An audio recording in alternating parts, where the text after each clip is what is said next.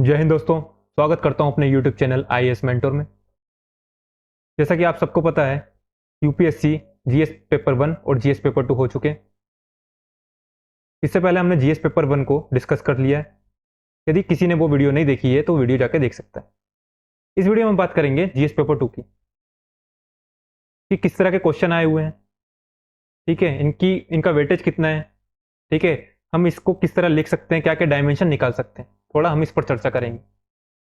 ठीक है, वीडियो शुरू करने से पहले मैं आपसे कहना चाहता हूँ, यदि आप इस चैनल पर नए हैं तो चैनल को सब्सक्राइब कीजिए, और यदि वीडियो पसंद आती है तो वीडियो को आप लाइक कीजिए। यदि आप वीडियो को लाइक करते हैं तो मुझे भी मोटिवेशन मिलेगा। ठीक है, तो शुरू करते हैं हम अपने पहले क्वेश्चन को। पहला क्वेश्चन क्या है? संवैधानिक रूप से न्यायिक स्वतंत्रता की गारंटी लोकतंत्र की एक पूर्व शर्त है, टिप्पणी कीजिए। ठीक है, अब ये स्टैटिक क्वेश्चन आया है पॉलिटी से। अब इसमें दो वर्ड है, न्यायिक स्वतंत्रता, ठीक है, और लोकतंत्र। अब क्या है, जो न्यायालय जो है, न्यायालय वाला जो चैप्टर है हमारा, वहां से हर साल क्वेश्चन आते ही आते हैं। बहुत इंपॉर्टेंट क्वेश्चन है, प्री हो या मेंस हो। ठीक है, अब इसमें हम थोड़ा देखेंगे हम क्या लिख सकते हैं। लोकतंत्र की एक पूर्व शर्त क्या है? उसके लिए क्या होना? न्यायिक स्वतंत्रता होना।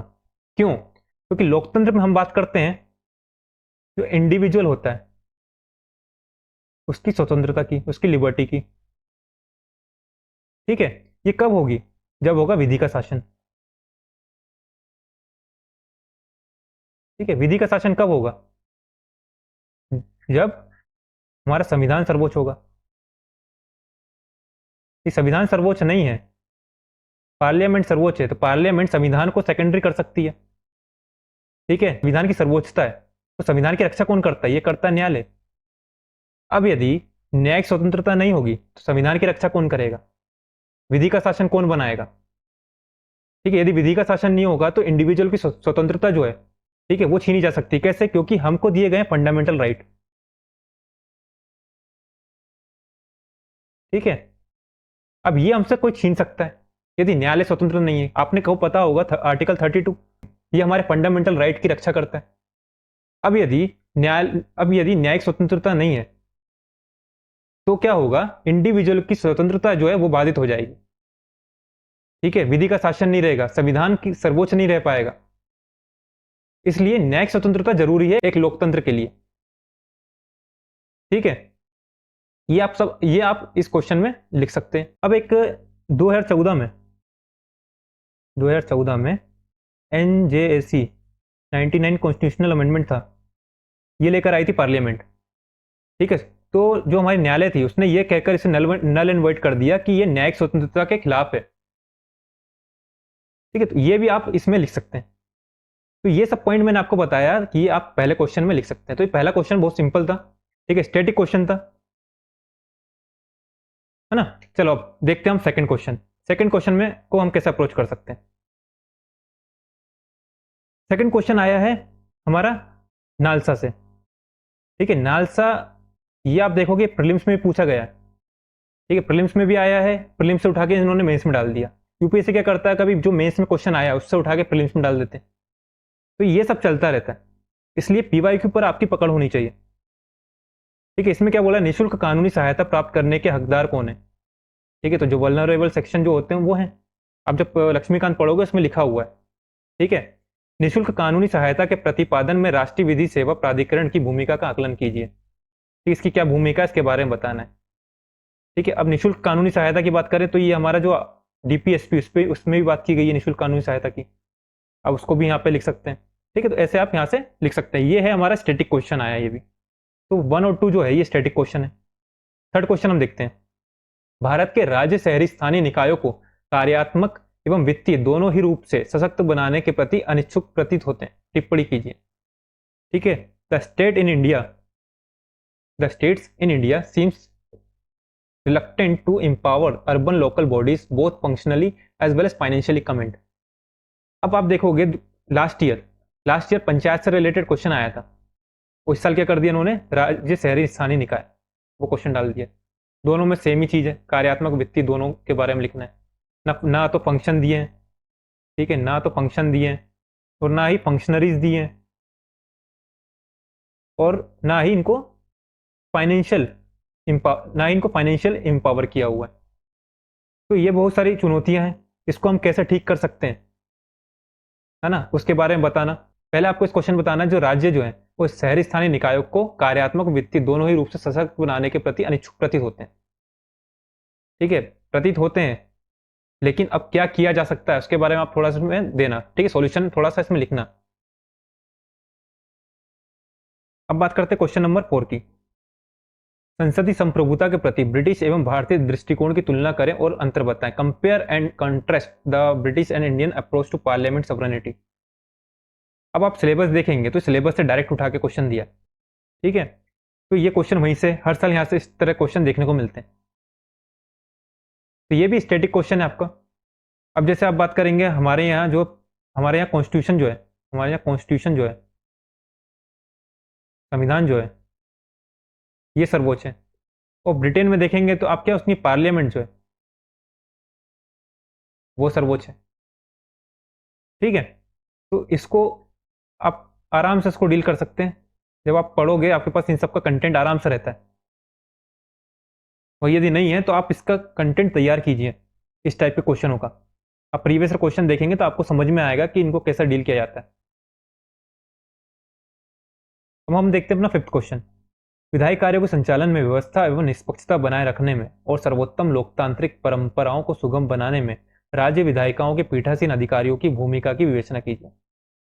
अब पीठासीन अधिकारी तो उन्होंने बोल दिया, अब ये राज्य विधायिका, लोकसभा सब में होते हैं।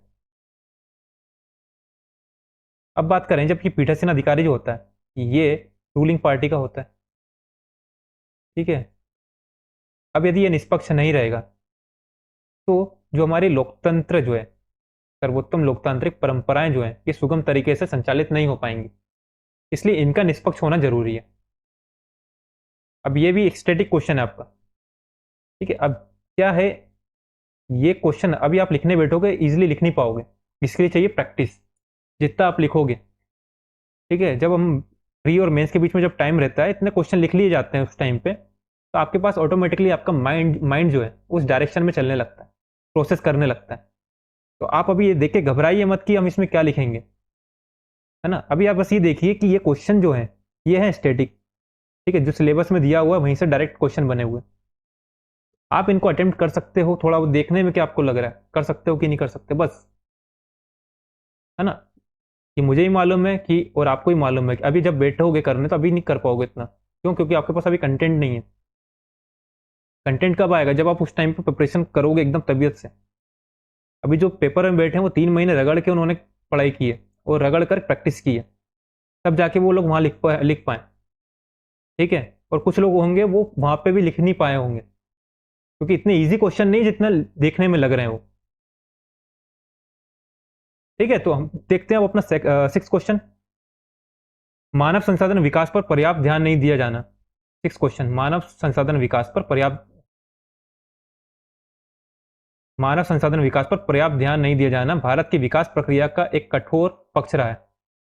ऐसे उपाय सुझाइए जो इस अपर्याप्तता को दूर कर सकते हैं। ठीक है, तो ये आपका वही देखोगे गवर्नेंस और सोशल जस्टिस जो है वहां से क्वेश्चन बना हुआ है। अब बात करें मानव संसाधन विकास। अब ठीक है, इकोनॉमिक डेवलपमेंट हो रहा है लेकिन जो हमारा ह्यूमन रिसोर्स जो है, ठीक है, इनका डेवलपमेंट नहीं हो पा रहा है। तो ये भी स्टैटिक क्वेश्चन हम इसको ले सकते हैं। करंट का क्वेश्चन नहीं, स्टैटिक क्वेश्चन है। यहाँ से आपको थोड़ा सा डेटा वगैरह होना चाहिए, तो डेटा वगैरह सब याद हो जाता है एग्जाम के टाइम पे, कोई दिक्कत नहीं इसमें। अब बात करते हैं भारत में बहुराष्ट्रीय निगमों के द्वारा प्रभावशाली स्थिति के दुरुपयोग को रोकने में भारत के प्रतिस्पर्धा आयोग की भूमिका पर चर्चा कीजिए। अब ये जो होता है ये न्यूज में था उस टाइम, अभी न्यूज में था इसलिए क्वेश्चन आया हुआ, करंट से बना हुआ। और यहाँ देखो refer to the recent decision. अब जो हाल में निर्णय कुछ हुए हैं वो लिखना है। तो यदि आपके पास यदि ये निर्णय नहीं है हाल के, ठीक है, तो आप इसको सही से नहीं लिख पाओगे। तो पहली बात, हम कंपटीशन कमीशन ऑफ इंडिया इसको भी सही से पढ़ते नहीं है कभी। पेपर में न्यूज में रहता है लेकिन हम इसमें ध्यान नहीं देते। ठीक है, तो ये क्वेश्चन मैं बोलता हूँ कि थोड़ा टफ है। लोग बोलेंगे कि इजी है, कि डायरेक्ट क्वेश्चन आया हुआ है। इजी नहीं है। जब लिखने बैठोगे ना एग्जाम में, एक्चुअल में जब देखोगे ये क्वेश्चन, तो बहुत मुश्किल है कि इसको आप अच्छे से लिख पाओ। क्योंकि इसमें पहला तो बोला है कि रेफर टू रिसेंट डिसीजन, तो इतने डिसीजन किसी को याद नहीं रहते कि रिसेंट में कितने डिसीजन हुए हैं। ऊपर से कॉम्पिटिशन कमीशन ऑफ इंडिया, ठीक है, अभी तक ऐसा क्वेश्चन आया नहीं, यहाँ डायरेक्ट क्वेश्चन आ गया। अभी यदि आप बात करो इलेक्शन कमीशन हो गया, वहाँ से क्वेश्चन आया, फाइनेंस कमीशन हो वहाँ से क्वेश्चन आया, तो ये सब पढ़ते हैं तो यहाँ के डिसीजन मालूम रहता है। लेकिन कॉम्पिटिशन कमीशन ऑफ इंडिया इसका थोड़ी ना पता रहता। अब इसको लोगों ने कैसे हैंडल किया होगा वो जानते हैं। ठीक है, बड़े बड़े इंस्टीट्यूट के टीचर तो बोल देंगे कि बस ये डायरेक्ट क्वेश्चन आया, लेकिन डायरेक्ट क्वेश्चन क्या डायरेक्ट क्वेश्चन है। ठीक है, जब एग्जाम में बैठोगे तब समझ में आएगा क्या होता है डायरेक्ट क्वेश्चन। अब बात करते हैं 8th question. E governance as a critical tool of governance has ensured in effectiveness, transparency, accountability in government. Inadequacies hamper the enhancement of these features. अभिशासन के एक महत्वपूर्ण उपकरण के रूप में ई शासन ने सरकारों में प्रभावशालीता, पारदर्शिता और जवाबदेहिता का आगाज कर दिया है। कौन सी पर्याप्तताएं इन विशेषताओं की अभिवृद्धि में बाधा करती हैं? ठीक है, तो ये क्वेश्चन जो है ये गवर्नेंस का क्वेश्चन है। ठीक है, ई गवर्नेंस में आप देखोगे तो ई गवर्नेंस अलग से टॉपिक दिया हुआ है। अब इसमें बोला प्रभावशालीता। प्रभावशालीता कैसे? ठीक है, ई शासन ने सरकारों में प्रभावशालीता कैसे कि भाई जो सेवा आपूर्ति है, सेवा जो प्रोवाइड की जा रही है ये सरल तरीके से हो गई है। ठीक है, सरल है। और बात करें पारदर्शिता, तो अब आरटीआई आ गया है, पारदर्शी हो गया है। बात करें जवाबदेहिता, तो जो हमारे सर्वेंट जो होते हैं, सिविल सर्वेंट हो गए या सरकारी अधिकारी हो गए, तो ये उत्तरदायी हो गए, जवाबदेही हो गए। ठीक है, तो ये तीनों का मतलब ये हो गया। तो कौन सी अब पर देखिए कौन सी अपर्याप्तताएं इन विशेषताओं की अभिवृद्धि में बाधा करती हैं। ठीक है, तो कौन सी है? तो डिजिटल आधारभूत संरचना, डिजिटल आधारभूत संरचना इसका अभाव है। फिर बात करें डिजिटल गैप, फिर निरक्षरता, साक्षर नहीं लोग। ठीक है, फिर बात करें साइबर क्राइम भी हो रहे हैं। ठीक है, और क्या बोल सकते हैं हम, जो ऑनलाइन जो है हम ऑनलाइन तो कर रहे हैं, लेकिन ये स्थानीय भाषाओं में नहीं है। अब इंग्लिश कितने लोग जानते हैं? ऑनलाइन तो कर रहे हैं, लेकिन ये स्थानीय भाषाओं में नहीं है, स्थानीय भाषाओं में नहीं है। तो ये आप सब लिख सकते हैं कि ये विशेषता की अभिवृद्धि में बाधा लेकर आ रही है। ठीक है, अब इसके कुछ सुधार बताने पड़ेंगे हमको, क्या क्या सुधार कर रही है गवर्नमेंट, क्या कर रही है, तो ये सब आपको पढ़ना पड़ेगा। ठीक है, तो खत्म करने के लिए गवर्नमेंट क्या कर रही है? ठीक है, गवर्नमेंट क्या कर रही है, तो इसके लिए हम देखें तो डिजिटल भारत मिशन चलाया जा रहा है। तो ये सब थोड़ा आप देखना, एग्जाम्पल देखना और क्या क्या एग्जाम्पल है जो ई गवर्नेंस को बढ़ा रहे हैं। ठीक है, जो हमारी जो अपर्याप्तताएं जो हैं, जो चैलेंजेस हैं उसको खत्म कर रहे हैं, तो वो आप यहाँ पे लिख सकते हैं। ठीक है, ये क्वेश्चन आपका कहाँ से? गवर्नेंस से। बात करें जैसे 1 2 3 4 5 5 और 7 5 और 7 6 क्वेश्चन जो है, 6 क्वेश्चन जो है पॉलिटी से आए। ठीक है, और बात करें हमारा जो 6th क्वेश्चन जो है, 6th क्वेश्चन जो है ये आया हमारा सोशल जस्टिस से। एक क्वेश्चन आया सोशल जस्टिस से। ठीक है, और 8th क्वेश्चन देखें तो ये आया हमारा गवर्नेंस से। और 2 क्वेश्चन आपके ही मिल रहे हैं यहाँ पे आईआर से। तो आप देखिए किसका वेटेज ज़्यादा है। 6 क्वेश्चन 10 नंबर के पॉलिटी के आ रहे हैं, एक आ रहा है सोशल जस्टिस से और एक आ रहा है गवर्नेंस से। तो ये वेटेज आप देखिए। अब बात करते हैं जैसे 9th क्वेश्चन देखिए, संघर्ष का विषाणु एससीओ के कामकाज को प्रभावित कर रहा है। उपरोक्त कथन के आलोक में समस्याओं को कम करने में भारत की भूमिका बताएं। Virus of conflict is affecting the functioning of SCO. तो एससीओ में जो कन्फ्लिक्ट हो रहे हैं उसके कारण क्या फंक्शनिंग जो अफेक्ट हो रही है उसके बारे में बोल रहे हैं। In the light of the above statement point out the role of India in mitigating the problem. तो इसमें इंडिया का क्या रोल है जो प्रॉब्लम्स जो है उनको कम करने में? तो एससीओ आपको पता होगा, अभी न्यूज़ में था बहुत। ठीक है, एससीओ की मीटिंग हो रही थी, तो इसलिए क्वेश्चन आया है। डायरेक्ट क्वेश्चन है ये न्यूज़पेपर से, ठीक, करंट में था इसलिए डायरेक्ट आया। जो हमारा आईआर है, आईआर हमेशा डायरेक्ट क्वेश्चन आएगा, कहाँ से? करंट का। इसके लिए अलग से बुक पढ़ने की जरूरत नहीं है कि बुक पढ़े जा रहे हैं हमारे, बुक से क्वेश्चन नहीं बनने वाला। यहाँ आपको पूरा करंट से तैयार करना पड़ेगा। कुछ टर्मिनोलॉजी रहती है आईआर की, वो आपको थोड़ी देखनी पड़ेगी, लेकिन जो क्वेश्चन बनते हैं वो जो करंट में रहते हैं वहीं से आते हैं। क्योंकि जीएस पेपर 2 जो है पूरा डायनेमिक है। अब यदि पॉलिटी के जो क्वेश्चन देख रहे हैं, अब ये भले स्टैटिक है, लेकिन आपको यहाँ पे थोड़ा सा इससे करंट से लिंक करना पड़ेगा। जब तक करंट से लिंक नहीं करोगे तब तक आपको नंबर भी नहीं मिलेंगे। ठीक है, अब देखते हैं 10th number question. 10th number question जो है ये आपका भारतीय प्रवासियों से संबंधित है। भारतीय प्रवासियों ने पश्चिम में नई ऊंचाइयों को छुआ है, भारत के लिए इसके आर्थिक और राजनीतिक लाभों का वर्णन करें। तो ये आपका जो हमारा सिलेबस है उसमें डायस्पोरा से संबंधित एक लिखा हुआ है, डायस्पोरा। ठीक है, तो डायस्पोरा ये हमारा सिलेबस है, वहां से डायरेक्ट क्वेश्चन आया हुआ है।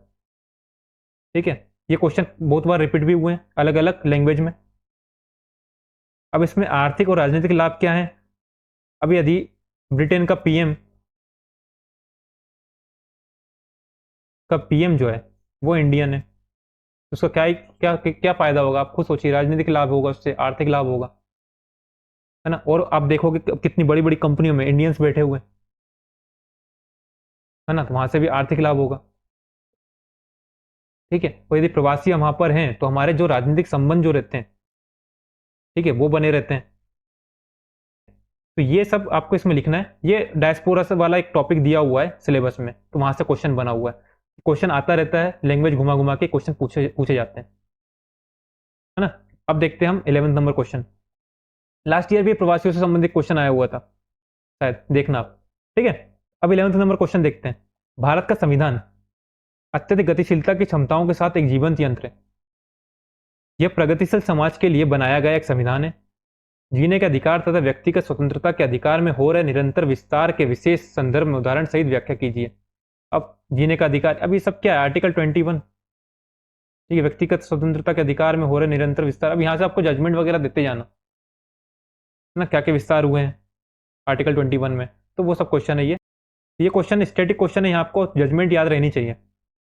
तो आर्टिकल 21, 19, 14। ठीक है, तो अब ठीक है, तो ये आर्टिकल जो है प्रीलिम्स और मेंस दोनों पर्सपेक्टिव से इंपॉर्टेंट है, इसलिए आपको इन सब इसके बारे में अच्छे से डिटेल में पढ़ना है। इनकी जो जजमेंट है, ठीक है, वो याद रखना है, तब आप इससे संबंधित जो भी क्वेश्चन आते हैं उनको आराम से टैकल कर पाओगे। ठीक है, तो ये हो गया हमारा 11 नंबर क्वेश्चन। अब बात करते हैं 12 नंबर क्वेश्चन की। प्रासंगिक संवैधानिक प्रावधानों और निर्णय विधियों की मदद से लैंगिक न्याय के संवैधानिक परिप्रेक्ष्य की व्याख्या कीजिए। अब जेंडर जस्टिस की बात कर रहे हैं यहाँ पे, तो यहाँ पे भी आपको क्या कुछ केसेस पता होना चाहिए। ठीक है, जैसे सबरीमाला केस हो गया, सबरीमाला।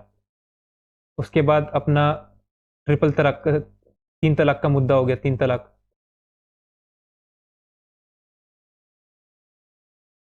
ठीक है, उसके बाद आप आर्टिकल 21 में भी बात कर सकते हो जेंडर जस्टिस की। ठीक है, तो ऐसे बहुत सारे हुए हैं, तो ये थोड़ा देखना इसमें और कौन से केसेस हुए हैं जेंडर जस्टिस, क्योंकि इंपॉर्टेंट है। कभी इसमें आया है, कभी आपका मान के चलो सोशल जस्टिस में आता है, तो वहां भी आप लिख सकते हो कि न्यायालय का ये जजमेंट आया हुआ है ना। तो जेंडर जस्टिस इंपॉर्टेंट है, टॉपिक ही इंपॉर्टेंट है। आपको इससे संबंधित जो भी केसेस हुए हैं वो याद रखना है, जो भी कॉन्स्टिट्यूशनल प्रोविजन है वो याद रखना है। संघीय सरकारों का संघीय सरकारों द्वारा 1990 के दशक के मध्य से अनुच्छेद 356 के उपयोग की कम आवृत्ति के लिए जिम्मेदार विधिक और राजनीतिक कारकों का विवरण प्रस्तुत कीजिए। अब बात करें, ये क्वेश्चन बात कर रहा है जो हमारा राष्ट्रपति शासन की, कि 1990 के दशक के मध्य से जो अनुच्छेद 356 का उपयोग है उसकी कम आवृत्ति हुई है, उसके लिए हमें विधिक और राजनीतिक दोनों कारक बताना है। अब ये क्वेश्चन जितना देखने में इजी लग रहा है उतना है नहीं, क्योंकि हम जब भी पढ़ते हैं हम यही पढ़ते हैं कि यार आर्टिकल 356 से इसका दुरुपयोग हो रहा है, तो दुरुपयोग क्यों हो रहा है वो पढ़ते हैं हम। ठीक है, दुरुपयोग क्यों हो रहा है उसके बारे में पढ़ते हैं, उसको रोकने के उपाय हम देखते हैं। आर्टिकल 356 का दुरुपयोग हो रहा है, अब इसको कैसे रोका जा सकता है वो पढ़ते हैं हम। ठीक है, समाधान वो पढ़ते हैं। लेकिन ये अभी तक नहीं देखा हमने कि कम आवृत्ति के लिए जिम्मेदार विधिक और राजनीतिक कारक। अब तुरंत एग्जाम में ये एकदम याद नहीं आने वाला भाई। जिसको लग रहा है इजी क्वेश्चन लिखने बैठोगे समझ में आएगा, इजी क्वेश्चन नहीं है ये। तो थोड़ा टफ पेपर को एकदम इजी पेपर नहीं बोल सकते। स्टैटिक क्वेश्चन आए, मानते स्टैटिक क्वेश्चन है, लेकिन कुछ क्वेश्चन ऐसे क्वेश्चन हैं वो इतना इजीली बनने नहीं वाले। ठीक है, अब देखते हैं हम 14 नंबर क्वेश्चन, भारत में राज्य विधायिकाओं में महिलाओं की प्रभावी और सार्थक भागीदारी और प्रतिनिधित्व के लिए नागरिक समाज समूह के योगदान पर विचार कीजिए। अब नागरिक समाज जो है ये हमारा टॉपिक है, ठीक है, टॉपिक दिया हुआ है, ये आप कवर कर सकते हैं। ठीक है, तो महिलाओं के प्रभावी और सार्थक भागीदारी और प्रतिनिधित्व, ठीक है, इसकी बात बहुत टाइम से चलती आ रही है, राज्य विधायिका हो या लोकसभा हो, ठीक है, सब जगह। तो ये इसमें नागरिक समाज की क्या भूमिका हो रही है, तो उसके बारे में हमको यहाँ पे लिखना है। ये स्टैटिक क्वेश्चन है, ये स्टैटिक क्वेश्चन है। जब आप आराम से जब इसकी प्रिपरेशन करोगे, आराम से आप इसको टैकल कर जाओगे, कोई दिक्कत नहीं होगी इस पेपर में, इस क्वेश्चन में। अब देखिए 15 नंबर क्वेश्चन क्या है।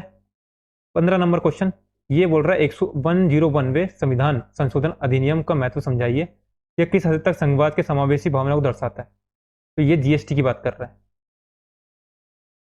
ठीक है, इसकी हमको संशोधन हुआ है, इसके महत्व को बताना है, और ये किस हद तक संघवाद जो है हमारा फेडरलिज्म जो है उसको समावेशी भावना को दर्शाता है। इसके आपको दोनों पक्ष रखना पड़ेगा, निगेटिव और पॉजिटिव, बाद में आप पॉजिटिव से कंक्लूड कर देना इसको। तो अब देखते हैं हम 16 नंबर क्वेश्चन, संसदीय समिति प्रणाली की संरचना को समझाइए। संसदीय समिति प्रणाली क्या है वो बताना है। भारतीय संसद के स्थानीयकरण में वित्तीय समितियों ने कहां तक मदद की है। तो ये स्टैटिक क्वेश्चन आया संसदीय समिति से, ठीक है। तो यदि आप प्रेशन अच्छे से करोगे, जब टाइम रहेगा, जब आंसर राइटिंग करोगे, तो इस टाइप के क्वेश्चन इजीली हैंडल हो जाते हैं, इसमें कोई दिक्कत नहीं होती। 17 नंबर क्वेश्चन, वंचितों के विकास और कल्याण की योजनाएं अपनी प्रकृति से ही दृष्टिकोण में भेदभाव रखने वाली होती हैं। क्या आप सहमत हैं? अपने उत्तर के पक्ष में कारण दीजिए। ये क्वेश्चन जो है ये गवर्नेंस से आया हुआ है कि जो योजनाएं बना तो रहे हैं, लेकिन ये अपनी प्रकृति में भेदभावपूर्ण है, ठीक है। अब इससे सहमत है कि नहीं है? पहले आप बताओगे कि भाई हाँ प्रकृति में थोड़ी सी ये ऐसा ऐसा है, ठीक है, भेदभावपूर्ण है, फिर आप बताओगे नहीं भाई ऐसा नहीं है, भेदभावपूर्ण नहीं है, इसमें थोड़ा अपन डेटा वगैरह देना, ठीक है। इस तरह आप यहाँ से लिखना है, ये नहीं कि निगेटिव भी लिख डाला, निगेटिव पॉजिटिव दोनों तरीके से लिखना पड़ेगा इसको। अब बात करते हैं क्वेश्चन नंबर 18, विभिन्न क्षेत्रों में मानव संसाधनों की आपूर्ति में वृद्धि करने में। अरे मानव संसाधन से पहले क्वेश्चन आया था ऊपर, हमने देखा था मानव संसाधन कौन सा था, ये था हमारा 6 नंबर क्वेश्चन। 6 नंबर क्वेश्चन देखो, मानव संसाधन विकास संबंधित था, और फिर 18 नंबर क्वेश्चन भी मानव संसाधन से संबंधित है। विभिन्न क्षेत्रों में मानव संसाधनों की आपूर्ति में वृद्धि करने में कौशल विकास कार्यक्रमों ने सफलता अर्जित की है। अब जो कौशल विकास कार्यक्रम जो गवर्नमेंट चला रही है, ठीक है, तो मानव संसाधन की आपूर्ति में वृद्धि हुई है विभिन्न क्षेत्रों में, ये बोल रहा है। इस कथन के संदर्भ में शिक्षा कौशल रोजगार के मध्य संयोजन का विश्लेषण कीजिए। तो ये क्वेश्चन स्टैटिक है, आप आराम से इसको कवर कर सकते हो। अब बात करें दो क्वेश्चन 19 और 20, ये आए आईआर के। अब नाटो जो है, नाटो न्यूज में था, है ना, तो ये नाटो वाला आप आराम से कर सकते हो, न्यूज में था, ठीक है। अब इसमें पूछा है जो कि एक मजबूत अमेरिका यूरोप रणनीति साझेदारी भारत के लिए अच्छा काम करती है, कैसे करती है वो आपको बताना है। अब आप देखिए, ठीक है, तो अब आप देखिए जो दो क्वेश्चन ऊपर आए थे, कौन से, 9-10, एससीओ और अपना डायस्पोरा वाला, और अब ये देखिए नाटो वाला। डायस्पोरा वाला चलो स्टैटिक से है, स्टैटिक वाला है क्योंकि हमारे सिलेबस में दिया हुआ है। अब एससीओ और नाटो ये दोनों न्यूज़ में थे, कितने न्यूज़ में थे आपको खुद मालूम है, तो ये सीधे क्वेश्चन वहाँ से आए। अब ये 20 नंबर क्वेश्चन जो है, ठीक है, अब ये बात कर रहा है आपके आईएमओ की, इंटरनेशनल मैरीटाइम ऑर्गेनाइजेशन जो है उसकी। अब ये जो क्वेश्चन है इसमें आपको क्या लिखना है, role of the IMO in protecting environment and enhancing maritime safety and security, ठीक है। तो ये भी आप आराम से लिख सकते हो, जब अपने आईएमओ में पढ़ा हुआ है, प्रीलिम्स के टाइम पर पढ़ते ही हैं, है ना, तो आप यहाँ से थोड़ा सा, तो आप यहाँ से थोड़ा बहुत लिख सकते हैं जैसा भी है। तो ये रहा ओवरव्यू पूरे पेपर का कि हम इसमें क्या क्या डायमेंशन खोल सकते हैं, ये कैसे, कितने टफ पेपर आया है, कितना इजी पेपर आया है, वो सब हमने देखा। अब हमने क्या देखा था यहाँ पे कि 2 क्वेश्चन आईआर के थे, 6 क्वेश्चन पॉलिटी के थे, 1 क्वेश्चन सोशल जस्टिस का और 1 क्वेश्चन गवर्नेंस का। तो 2 क्वेश्चन थे सोशल जस्टिस गवर्नेंस के ये, और 2 क्वेश्चन आईआर के। तो ये था हमारे 10 नंबर में। अब देखिए हम 15 नंबर में, तो 1 2 3 4 5 6 6 क्वेश्चन यहाँ भी इसके पॉलिटी के। तो 12 क्वेश्चन, 20 में से 12 क्वेश्चन जो है, 20 में से 12 क्वेश्चन किसके, पॉलिटी के। तो आपको पढ़ते टाइम किस पे ज़्यादा फोकस करना है, किस पे करना है, पॉलिटी पे करना है। अब उसके बाद देखिए संसद अपना 17, ये आया हमारा गवर्नेंस से, ठीक है, और ये भी आया हमारा अपना गवर्नेंस सोशल जस्टिस वगैरह से, ठीक है। 2 क्वेश्चन ये हो गए, तो 4 क्वेश्चन आए सोशल जस्टिस गवर्नेंस से,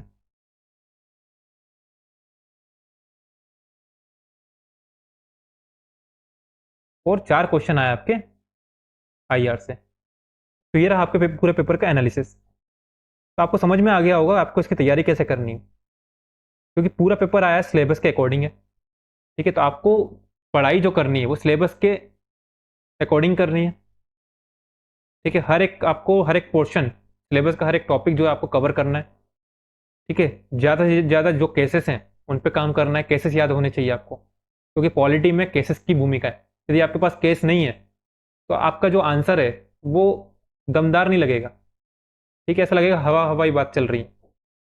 जैसे इकोनॉमी में आपको डेटा चाहिए रहता है, कुछ डेटा फैक्ट डालोगे तो वो काम का है, नहीं तो इकोनॉमी वाला जो सेक्शन है वो आपका हवा हवाई लगेगा। उसी तरह पॉलिटी जब आप लिख रहे हो तो इसमें आपको केसेस चाहिए, जजमेंट चाहिए, ठीक है, तभी आपका जो आंसर है वो एक रिलेवेंट आंसर लगेगा, हवा हवाई बातें नहीं लगेगी, ठीक है। सोशल जस्टिस जब लिखोगे तो वहाँ पे आपको डेटा लिखना पड़ेगा, तो ये सब आपको याद रखना है। जब ये आपको ये सब डेटा और केसेस याद हैं और आपने सिलेबस के अकॉर्डिंग पढ़ा है, तो ये जो 20 क्वेश्चन आए ना, 20 में से 15-16 क्वेश्चन आप इजीली कर जाओगे। और जो 3-4 क्वेश्चन होते हैं उसमें सब कोई कुछ भी लिख कर आ रहा है। अब जैसे मैं बताऊं, इसमें जो आईएमओ वाला क्वेश्चन जो आया है, ठीक है, ये हर कोई अच्छे से नहीं लिख पाया होगा, सब कोई कुछ ना कुछ कुछ भी लिखे होंगे, ठीक है। एक क्वेश्चन ही हो गया। दूसरा क्वेश्चन मैं आपको बताऊं यहाँ पे 13 नंबर क्वेश्चन, ठीक है। यहाँ भी किसी के पास ज़्यादा कंटेंट नहीं होगा, भले ही बोल रहे हैं कि अपना आर्टिकल 356 प्रेसिडेंट रूल से संबंधित है, लेकिन भाई ये बोल रहा है कम आवृत्ति हो रही है, हमने तो कभी देखा ही नहीं कम आवृत्ति हो रही है ना। रिड्यूस फ्रीक्वेंसी, इसका कम यूज कर रहे हैं, भाई कहाँ से कर रहे हैं।